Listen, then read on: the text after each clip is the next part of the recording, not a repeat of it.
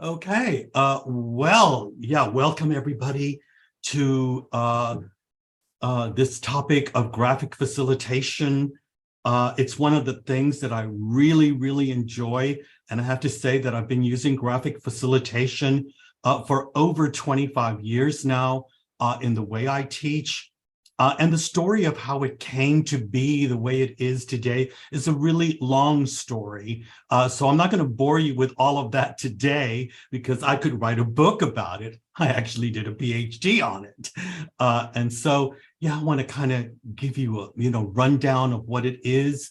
And as you can see right here, what you're looking at are some ready-made mind maps, okay?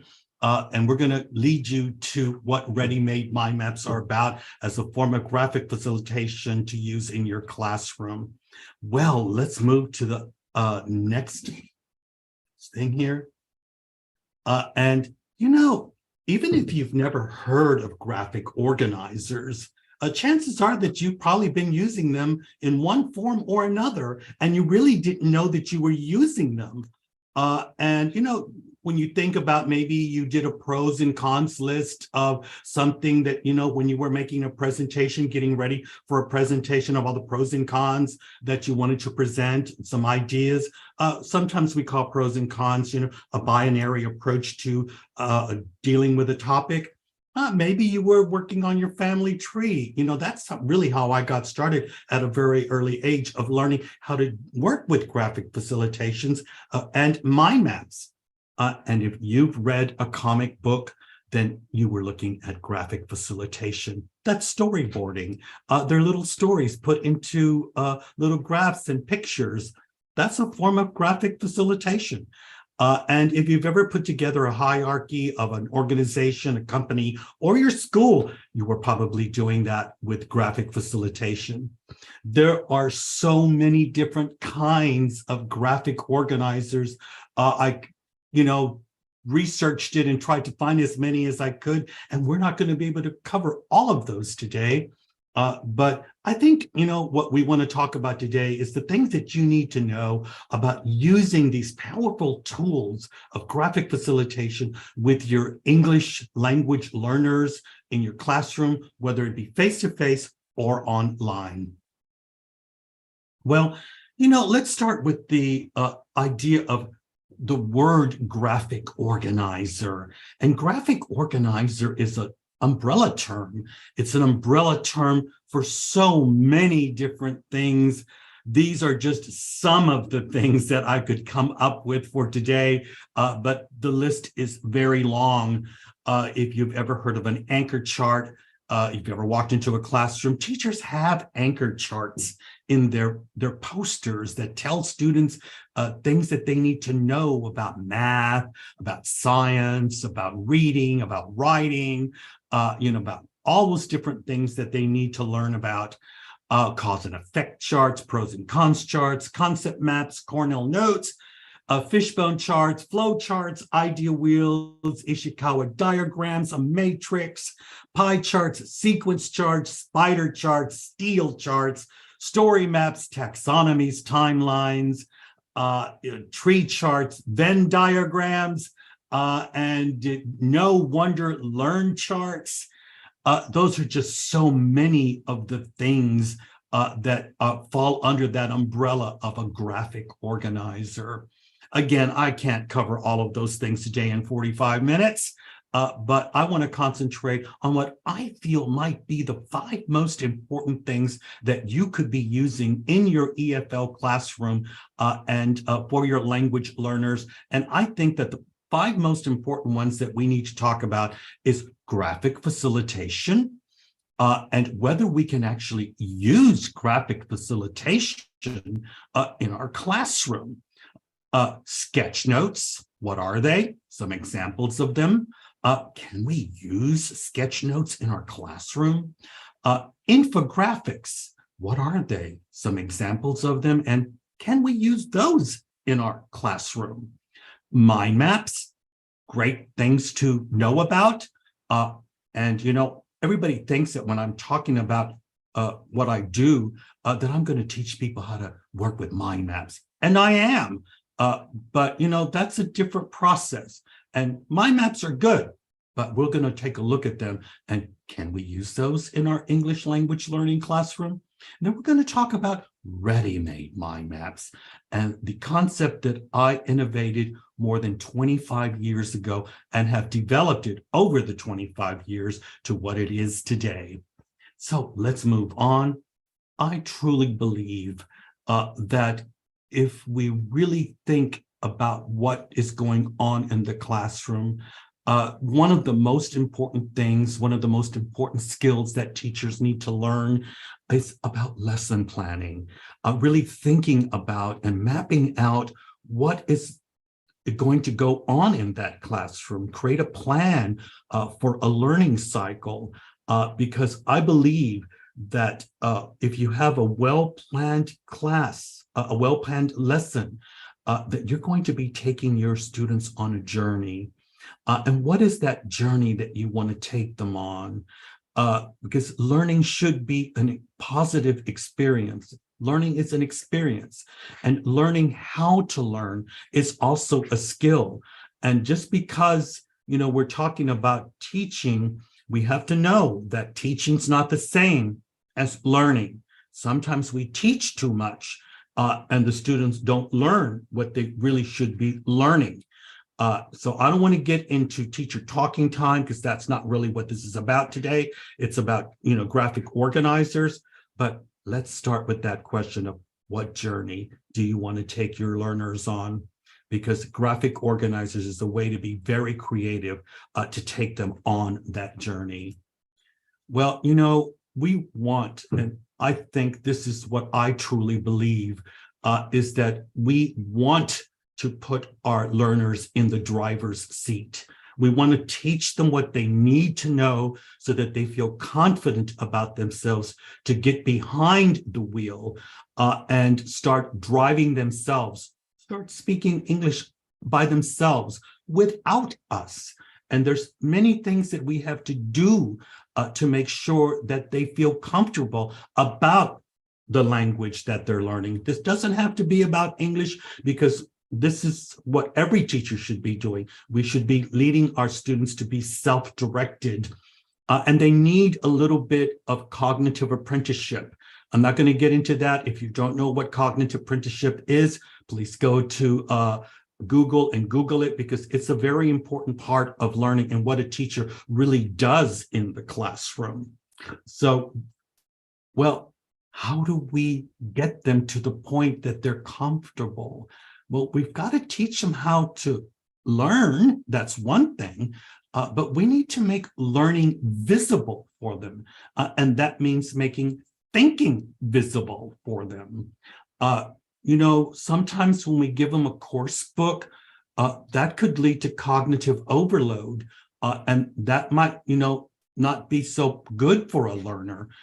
So there's other ways to approach some of the problems that many of our students have in the classroom when they're learning a foreign language.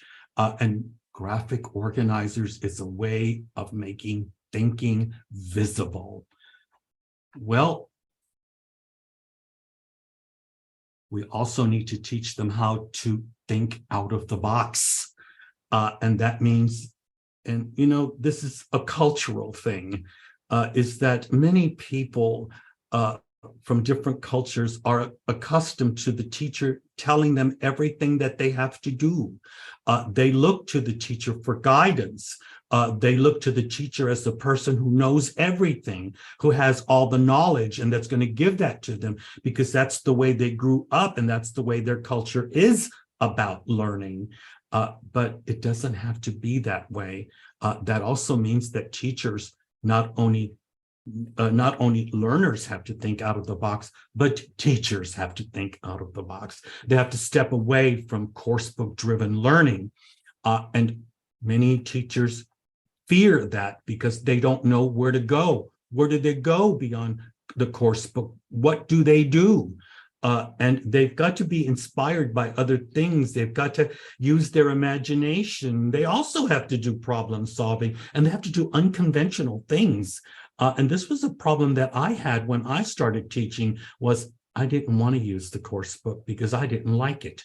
And I had to find other ways of doing what I had to do because I knew my students had to learn a lot of things and they only had 1 semester or 2 semesters with me to learn the things that they had to. And that's why I came up with the concept of ready-made mind maps. But the story that leads to ready-made mind maps is what we're going to deal with today. So, well, everybody talks about that they want to engage learners. Now, how do you engage learners? Do we play Kahoot with them all the time? What do we do to engage learners? And, you know, if we want to engage learners, because if this is our goal, we want self-directed, engaged learners. Well, we've got to think of a lot of different things that are going on in the world of education. We've got to think about different approaches, different methodologies that we have to integrate into the language learning experience. And you can see that the first thing that I wrote there is artificial intelligence, because that is a powerful force now that we have to deal with. And how do we integrate artificial intelligence into the learning process? We've got to deal with cognitive development. You know, this is a very important thing in language learning. We got to deal with critical thinking, deeper learning, future proofing.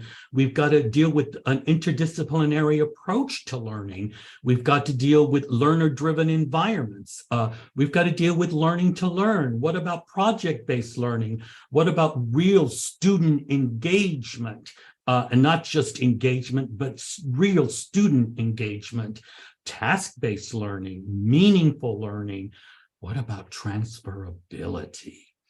And what about transversal skills development? And what about voice and choice? Those are the many different questions that I asked myself as a teacher of what I was doing with my students in the classroom, and how would I integrate all of these things that I knew are going on in the world of education. Well, you know, I did a lot of research over the years. And one of the things that I realized is once I started using ready-made mind maps, I found out that there were many things that were going on that really were positive things. It helped me to flip the classroom.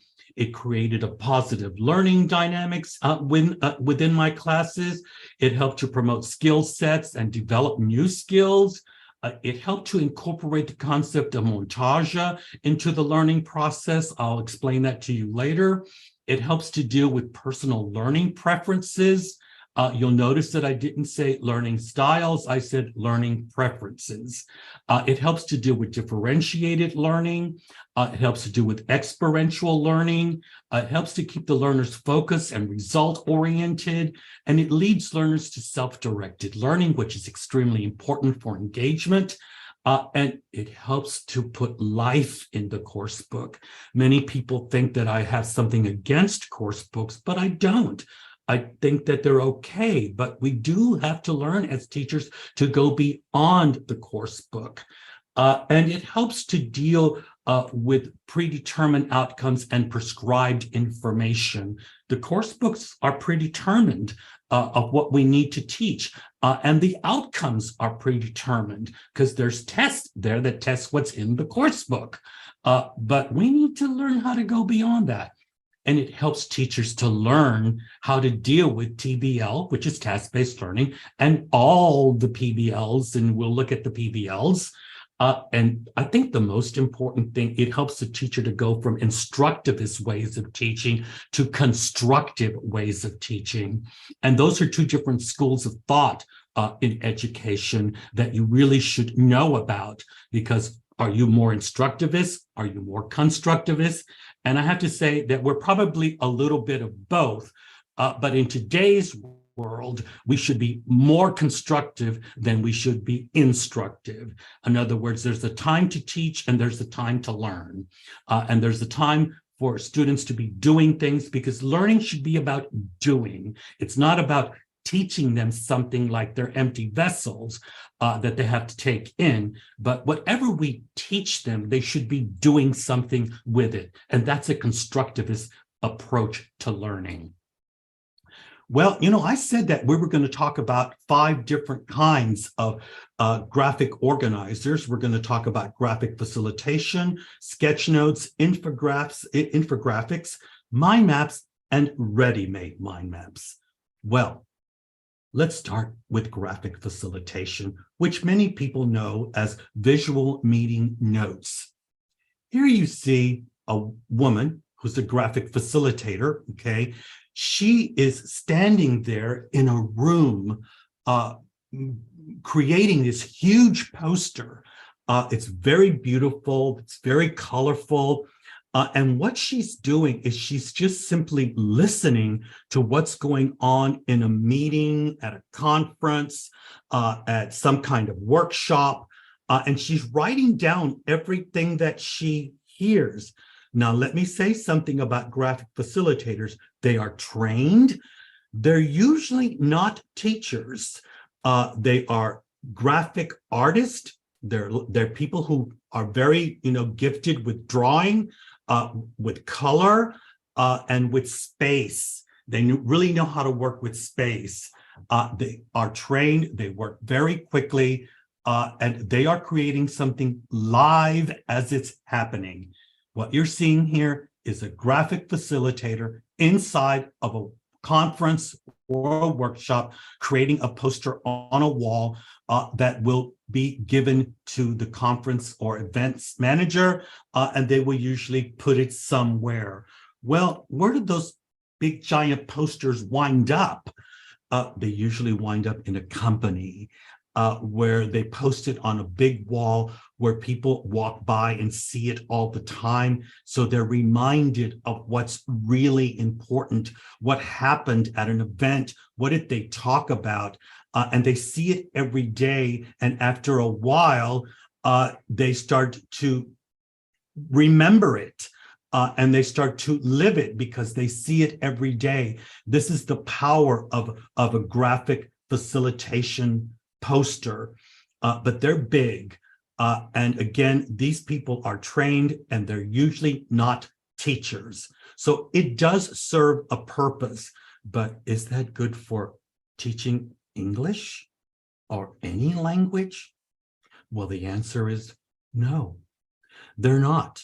They're beautiful, but they're only used in different kinds of environments, but they're usually not effective in a language classroom. Well, let's move to sketch notes. And when we talk about sketch notes, I have to say that I have been involved with many different people who do sketch notes. I know them personally. I've been doing this for over 25 years. And when we talk about sketch notes, there's the king and there's the queen of sketch notes. And the queen of sketch notes is Sylvia Duckworth. You can Google Sylvia Duckworth. She has fantastic sketch notes that she creates.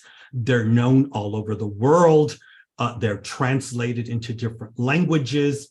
She actually has a company that teaches people how to create sketch notes and do graphic facilitation. If you follow me on social media, you'll see that I use a lot of her sketch notes and mind maps to add to some of the articles that I write because they're just so fantastic. So Sylvia Duckworth is the queen of sketch notes, but there's a king. And the king of sketch notes is Tame Vora. He's Indian, and you can follow him on Facebook and on LinkedIn as well. And I use a lot of his sketch notes as well in the articles that I write. I do have permission from Sylvia and Tame to use their sketch notes because they're just so good. Sketch notes are just an overview of a certain topic, condensed, gives you the main points of a topic, and they usually are not Tame and Sylvia. They actually take other people's ideas and condense them down because, people learn from pictures. And this helps to understand a concept without having to read so much. So this is great for learners who have problems with reading, on concentration. They can understand something. So sketch notes do serve a purpose.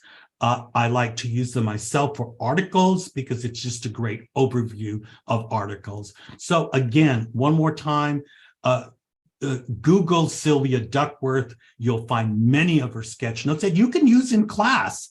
And you can also use Tammy Vora's sketch notes, which are also fantastic. Well, let's look at some infographics. And infographics is, now we're getting into things that, again, we could really, they're useful things for us to use in the classroom.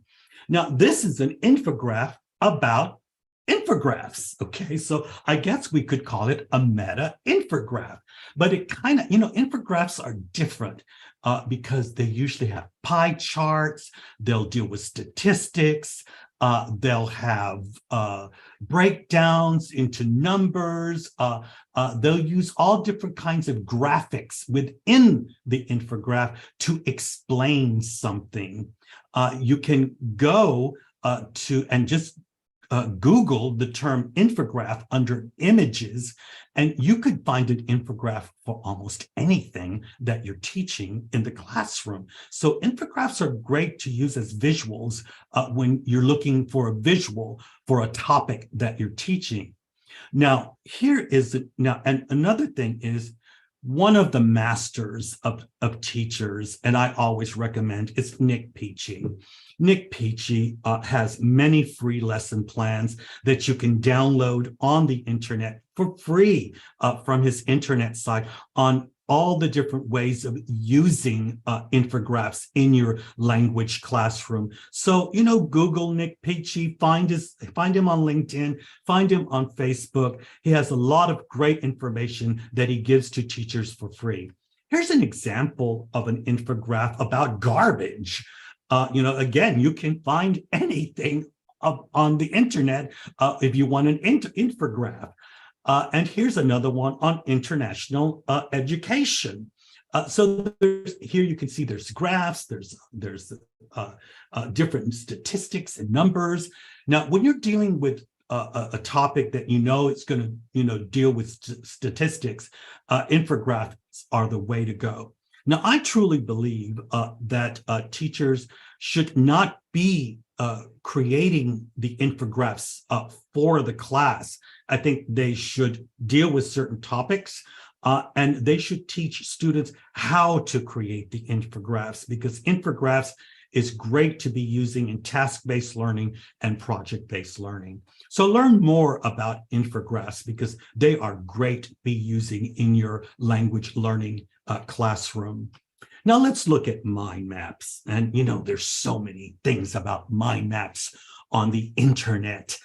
You can, there's just tons of mind maps, but a lot of people don't know how to use mind maps. And when we talk about mind maps, we have to talk about Tony Buzan. Tony Buzan was my mentor. I learned it from him. I flew all the way to Singapore just to meet him personally because I was just interested in what he was doing at the time. And it was just fantastic. And I feel very honored to have known this person because he's the one who influenced me the most when it came for me to really create what we know now today as ready-made mind maps. And a lot of that was based on what I learned from him. So if you want to know about mind maps, what it is, how to do it, he has books about it. He no longer is with us, but I have to say that definitely just Google his name, go to Google Images, and you'll find a lot of his beautiful mind maps. One of the most famous ones of all is this one right here. And they're wonderful, but what you're looking at is a very, very embellished product. That's not something that you can do in just 5 minutes. Mind maps are great for brainstorming. But what you're looking at here is, again, something that took a lot of work. A very talented person, Tony Busan, he did these. And if you Google it, mind maps, this will always be there as one of the top ones that shows up. But, mind maps can be used for so many different things. This is about time management. Let's look at one where it's here, a mind map about preparing for a job interview. This is where I think they become very useful in the classroom, because all I have to do is ask my students, well, let's create a mind map about what we need to know about preparing for a job interview. And everybody will work by themselves first, or they can work in groups. They can collaborate with one another to create a mind map about what they think is important, because this is the topic we're going to be working with. And I want to see what people already know about job interviews. So mind mapping is a good way to do brainstorming, to see what your students already know, not just in knowledge of what they know, but language as well, vocabulary. And if they don't know the word in English, they can look it up in the dictionary on their iPhone and still help. They can still write that word, and that's learning as well too. So this is why mind mapping is a great thing to be using in the classroom when you're introducing a topic.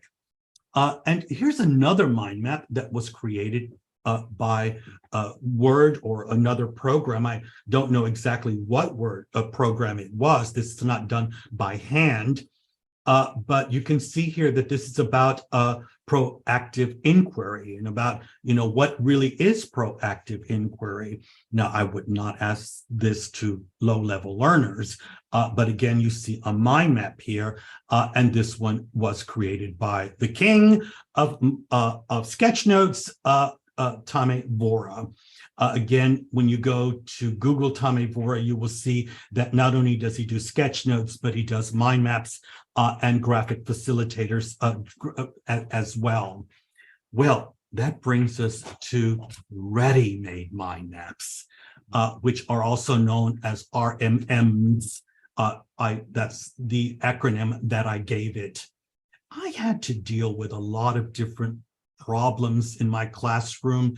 I was working at a major business university in Germany, and I was working with first and second semester students who already had a great knowledge of English. They were already at a B1 level. And I wanted to take them beyond that B1 level and hopefully within 1 year get them to C1 level. And that meant that I was going to have to be dealing with a lot of different things that I would have to incorporate into the English language classroom with my students. And that meant that I was going to have to be dealing with all of these things that you see listed here. But the definition of a ready-made mind map is it's a graphic organizer that acts as a lesson plan. It's a roadmap and a guide to deeper learning. And deeper learning cycles are not one 45-minute class or one 90-minute class. Deeper learning cycles last sometimes a week, 2 weeks. They could last a month, depending on what topic we're going to break down. But when we're doing deeper learning, there's a lot of other things that come in that need to be taken into consideration. And that is, if you're working with a CLIL methodology, ready-made mind maps are perfect for that. If you want to deal with cognitive development, critical thinking, future proofing, inquiry-based learning, the list goes on, meaningful learning, and all the PBLs, passion-based learning, performance-based learning, phenomena-based learning, place-based learning, prescription-based learning, problem-based learning, product-based learning, and project-based learning. Those are all the PBLs. I will be writing an article very soon on let's get your PBLs right, because people need to know that there's just not one PBL, there are many. And if you're dealing with STEAM methodology, ready-made mind maps are perfect for that too. If we want to do student-driven learning, then ready-made mind maps are great for that as well too. Well, the thing is with ready-made mind maps that we have to teach teachers how to create them. so that they can use them in their TBL and PBL learning cycles and all the other things that are going on, and also combining them with the course book that they might be using. There is a theory to it. There is a process that teachers have to learn of what really goes on and how they use them. I do explain that in workshops, and I have to say that Mo and I are planning something already where I will be coming to Cairo and doing workshops on graphic facilitation and how to use graphic facilitation in the classroom. I look forward to that. We hope that should be happening in August, late August. I think that's when we said it would be happening. So you will get a deep, look into that. Well, how do we really start with all of this? Well, what you see here is all workshops that have to deal with graphic facilitation, with ready-made mind maps. They start with what's called a moderation kit. And we need poster paper as well, too.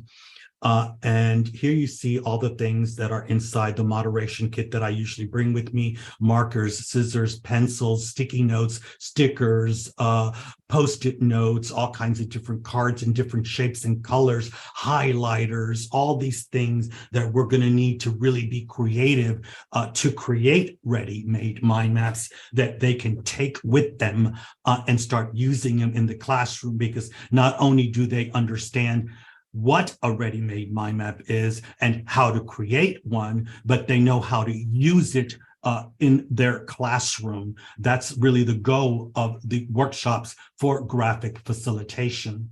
Now, we start with a moderation kit. We also take the books that the teachers are using. In this case right here, the teacher wanted to use a Cambridge book. She was using Empower B2, and she wanted to take a topic that was inside of that book and create a ready-made mind map for that, for her class. And she chose the topic of change. So what we did was we brainstormed from what she saw inside of the book, what she read, and then she did some research. I helped her to research it on the internet. We had laptops in the room. And we brainstormed it together. We worked in groups. There were 6 of us in each group, and this group was working with change. We dissected that topic. We identified the areas of importance that we felt that the students needed to know. We developed some new ideas that were not in the course book, and we pinpointed as well. We made a vocabulary list of the vocabulary that they were going to need to know as well, and you're going to see something on that as well too. Then we created a really big poster. Well, first we started, as you see in number 5, with something really small, but then we created a really big poster from it, made it really nice, and she was able to take that with her. She took the poster with her, but she took a picture of it, and I showed her how to make an electronic image of it, a JPEG, that she could send to her students. So this is sort of the process of how we start to learn how it works. But here you see it laid out on a table. This one right here is a mind map, a ready-made mind map of improvements to my local community or area. You see that that's the mind map that I gave the students. In number 2, you see that I sent it to them by their phone. Number 3, the student printed it out. Number 4, they broke it down and translated that, and they rewrote it themselves, because this student felt that she wanted to have it in her own writing, and that's a great way to learn, by the way. So she used transpositioning, which is another thing that learners just do without even really thinking about it. You can see that this person right here is a very organized learner. Now, of course, there were things that she had to research. So she researched it, put it on a Word document, and then she moved that Word document into her own writing, because I want them to write it in their own writing. As you can see, it's on a college block.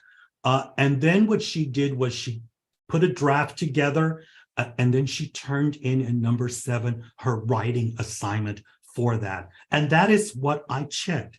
I checked to see what she wrote, because the product of this learning cycle was, the topic was improvements to my local economy, a local community, but the product was writing. And we walked them through all the stages. They learned how to learn by using ready-made mind map to guide them to do the research, to put their notes together, their final draft, and then a final copy of final product that they turned in to me. Well, again, when we're working with ready-made mind maps, we're dealing with PBLs, and any PBL learning cycle and deeper learning cycle must end with a product. And there's so many things that we can do. As you can see, as I showed you, that one dealt with a writing product. And teachers need to know, what do I need to know?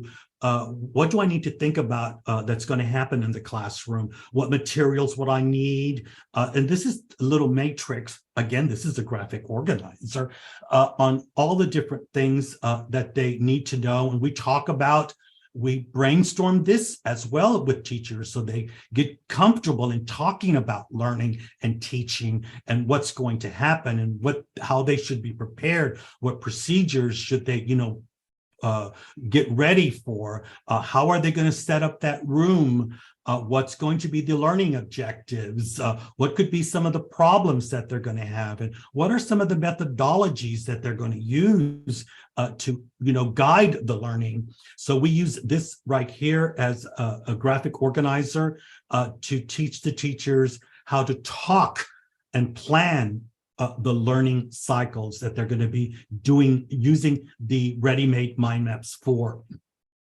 Here we see one teacher.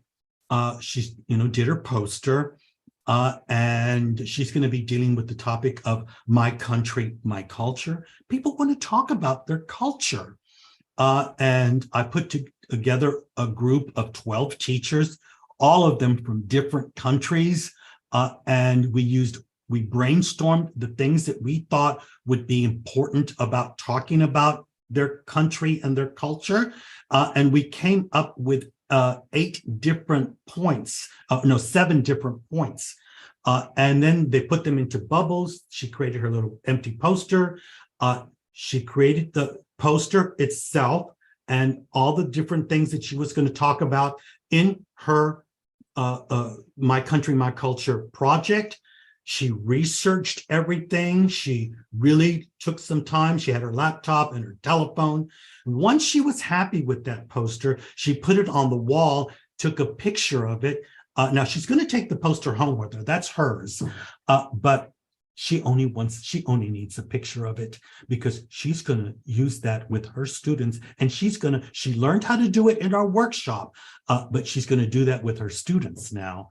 So here you can see the different things of what's going on in these graphic facilitation workshops, teaching teachers how to use them. Here we see what's going on, how the room is set up. We have flip charts, posters, markers. Everybody has their laptops and their telephones, and they're working hard creating their posters, and they will have to present them to us, okay? Because the product here is not only learning how to work with it, we're doing meta learning, and this is that they will also have to go through the process and get the feeling of what that is to create that and learn with it and teach with it. So this is all the things that teachers have to learn when they're working with ready-made mind maps. Here we see that one of my ready-made mind maps, not one, many, are being integrated at the university that I work at. I work with a group of teachers now on using ready-made mind maps and integrating technology into it. Here we have one of the PhD students who took this as a project, and you see that as a whiteboard, I was the one who was doing the workshop, and I would tap number 7 or number 6, and we could see the results of what students were creating from their iPads or their pads, their laptops, and also their telephones. We could see that what students were doing with that. So this is the integration of technology with ready-made mind maps, and that's another possibility. I'm very happy to have worked on that project. Well, we got to teach learners now how to work with ready-made mind maps, and that's a process. So I start easy. I just send my learners this graphic facilitator right here, this ready-made mind map, and it's questions that I want them to talk with me about on the first class. I send this to them 1 week before the class starts, and they need to start. Now, this is called the dialogical approach to learning, where I want to get to know my learners, and I want them to get to know me. But we need to take an inquiry-based approach. So they have 1 week to find the answers to these questions. This is their metacognition, them thinking about how they do things. And I'm already integrating cognitive aspects and metacognitive aspects with a ready-made mind map. They don't need to know that that's what I'm doing. I'm not going to tell them that. They just need some questions to get them stimulated to talk. But as a teacher, I need to know what that process is. And this is metacognition using the inquiry-based approach, using a graphic facilitator to guide that conversation, getting people to speak, and also to reflect, because that's what metacognition is. And all of that is happening on the first day of class because I sent them a ready-made mind map. Well, the second ready-made mind map is just images. And this is sort of, a mixture between a mind map and infograph. And what I do here is I want to show them how I'm going to use technology in the classroom. And instead of sending them some long list and a lot of explanations, I just send them this and ask them a few questions. What do you already know about these? Do you already use it? How do you use it? Do you have any other suggestions for technology that we can use in the classroom? So this is a graphic organizer, something that you can use in your classroom. I think this is a very effective way of integrating technology and teaching students, to use technology, and also them teaching us what technology they know about. Well, now let's take a step back. And I think that when I start learning with students, I just give them an empty, colorful mind map, and it's a graphic organizer, and we're going to be talking about a certain topic. And in this case right here, I want them to start talking about where they live. I want them to tell me the history of the area or the city they live in. I want them to tell me about the geography and the cityscape.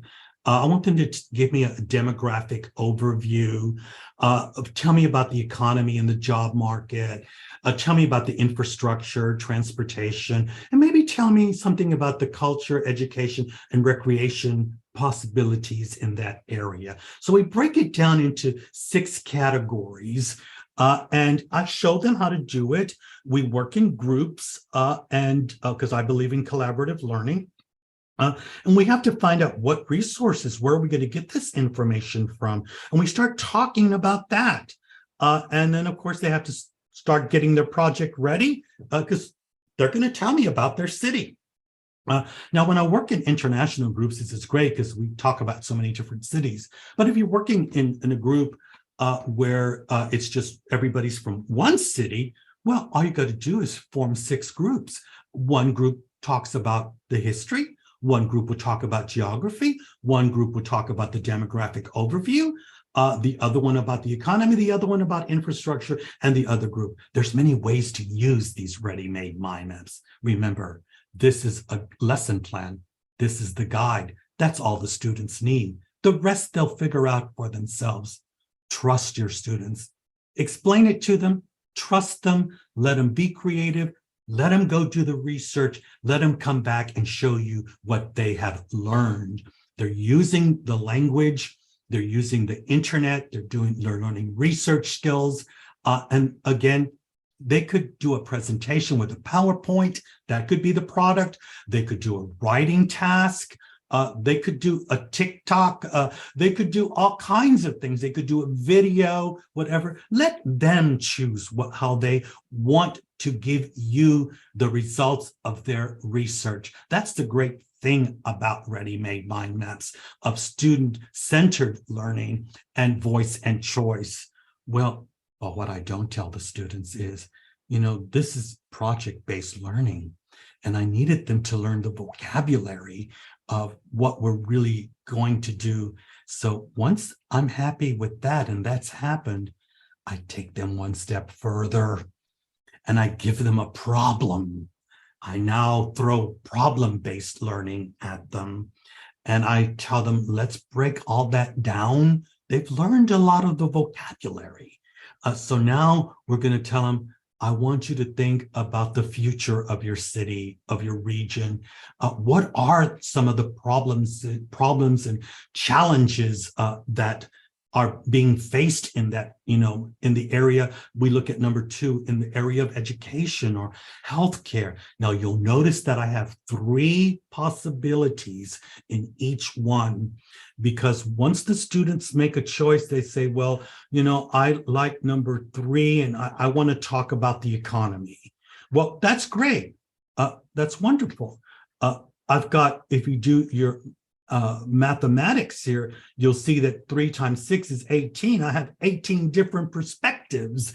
I could have 18 groups, 18 students, or whatever. You as the teacher decide how you want to break this down, but the possibilities are endless. And here we've already done the vocabulary building. They feel comfortable with the topic. Now we got to give them a problem, because we got to throw in some critical thinking there too as well. And that is what is great about the ready-made mind maps. Now, here I am going to show you, I started with a group of Chinese students. They were engineers, and they wanted to do something fun. They just didn't want to talk about theoretical things about engineering. So we decided we were going to design a car of the future, and we had to brainstorm in the classroom. So I just gave them this empty worksheet right here, and you can see what I started writing on the board from what they were telling me. And you can see that, the students were writing things down in their tablet, on their book, their notebook, and then they went to create a poster, and each group was working separately, and they were going to present their idea of the car of the future in groups. They worked in groups. They were all designing it, thinking about it. And I would go to the different groups, and they would, be telling me about it. And I would be correcting their language, making sure that everything they were explaining to me was grammatically correct, that the vocabulary was correct. We can see the different groups. Some of them really got into it. They were on the tables, whatever. And you can see that they're putting the posters up already on the wall and getting ready for the presentation of the car of the future. This was something that I did with them, and we just created the ready-made mind map, and we used a mind map to do it. And it was a ready-made mind map that we wound up with. And you could see what that led to. Here, I believe that when students work so hard, they deserve to celebrate. So I invited them to my house for a barbecue. They came to my house, and I had 26 Chinese students in my house celebrating with a barbecue, because they deserved it. They worked very hard. Well, I had a group of students who came from North Africa, from different countries, from Morocco, Tunisia, Algeria, Libya, Egypt, and we also had, not all of them spoke Arabic, but they were all specializing in technical English. They needed technical English because they were also engineer students, and we had to use a book, and they told me that they thought the book was boring. So what did we do? We got the book, we broke it down into chapters, and then it said, let's see what we can do with that. And each student we decided what we needed to take out of every chapter. We brainstormed that together with using graphic facilitation. And then they created a poster from that. Each student took one chapter. You can see that they used the format that we said they had to use, because we all agreed upon that. They created a mind map from that. And here you see me helping them do that in the classroom. It took us 1 month to do this, but I met with them twice a week. I was working with them intensively all day long. They were learning English, but they were doing a project. They were drawing, they were moving around, really working in groups and learning so much. And we can see here that how they're working in their groups, they're creating different things. Here we see he's very proud of his poster, by the way, and he did a great presentation. That's graphic facilitation in action. It took him about a week and a half, almost 2 weeks to create it because we had to do a lot of language learning. But look how beautiful that is. And he did that all by himself. And here we have another one, okay, on health and safety, because that's, part of engineering as well. And she told us a story. It was fantastic. And we put these posters all over. And again, my students deserve celebration. So I took the students who showed up for breakfast. And I have to say that this was wonderful because this was also my goodbye to them because they would go on with their careers. And every single person you see here did graduate with a master's degree in engineering.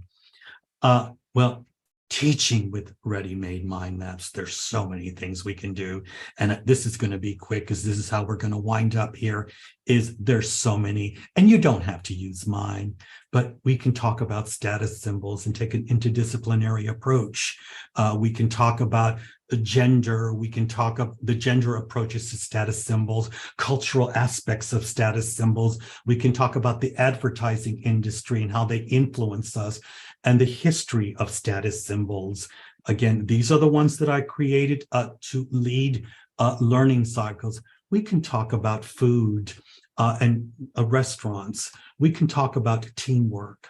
We can talk about millennials and the different kinds of generations X, Y, and Z, break it all down. We can talk about the media with ready-made mind maps and do project-based learning and deeper learning. We can talk about fake news. And these that you see that I wrote by hand are actually the result of brainstorming with students. Here we see one about the gig economy. Some girls came up to me and said that they wanted to know about it. What was it? And could we do that in the classroom? And I said, sure, let's do that in the next learning cycle. We tackled the gig economy and those students learned about what it was, because that's important for them because they would be living in a world where the gig economy is very, very powerful. I had one student who wanted to tell me her story about moving away from home. And I listened to her story and I asked her if it would be okay if we could take that as a topic in the classroom of what it feels like to move to another country, leaving your family and your friends and leaving the nest. It was a fantastic, because social emotional learning is also important, talking about people's feelings and how they feel in another social environment or integrating into another culture. This was a fantastic way of dealing with that because we need to meet students where they're at. Again, students want to talk about their culture, and there's different ways of talking about culture. We can look at it through those seasons. We can look at it through a traditional way. This is something that I created with students. We can talk about money, on the different aspects of money. My business students, of course, need to talk about international trade. My psychology students, but they don't have to be psychology students. It just happened that I created this with some psychology students to talk about sleep and the important and the different aspects of sleep. We talked about job satisfaction. We want to future-proof them. We want them to get ready for the world that they're going to be entering. And they need to know about different aspects of things that happen in companies and organizations. That feeling that they're going to have of being happy with their work. And that's really a science, and they need to know about that. So we talk about job satisfaction. We get students ready to learn about the world of work and what happens in companies by researching a company and really learning how to break that research down with ready-made mind maps. We need to get students ready for interviews, and they need to start learning to talk about their interviews, to get ready for that and talk about themselves and answer questions. And so we break this down, and of course, the product of this is going to be their resume, their CV, but they have to learn how to talk about it. And so this helps them to do that. Sometimes when they're applying for really great jobs, they're going to have to give an elevator pitch and, talk about, something that, some idea that they have.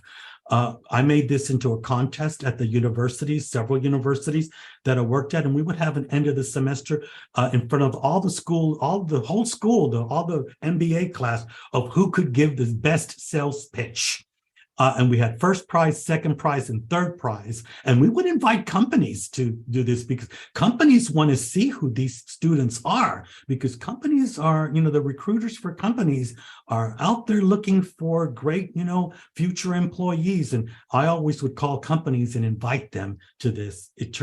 They still have this. I don't work there anymore, but they still have this because it's such a fantastic event. We can do all those different things with ready-made mind maps. But, at the end of a learning cycle, we've got to reflect on what we've done. The students need to think about what they've learned, what was important for them. And we can use a ready-made mind map for that, to reflect on what we can, what the students think about what they've learned. And again, we use the inquiry-based approach. I give them one day to think about it. And this is always the ready-made mind map that we finish our semester with in our class. I use this for formative assessment as well. Before I start any new topic, I want them to reflect on what we did before. So they get used to seeing this because they're going to probably see this about 4 to 6 times in one semester, because they have to learn to reflect. They need to learn what metacognition is. And that brings us to the end here. So I hope this was interesting for you. If you want to know more about graphic facilitation, Google it, find out, and hopefully you will be able to meet me in person in August when I come to Cairo for the graphic facilitation workshops and also other workshops that will be taking place. I look very forward to that. And Mo, I turn that over now to you.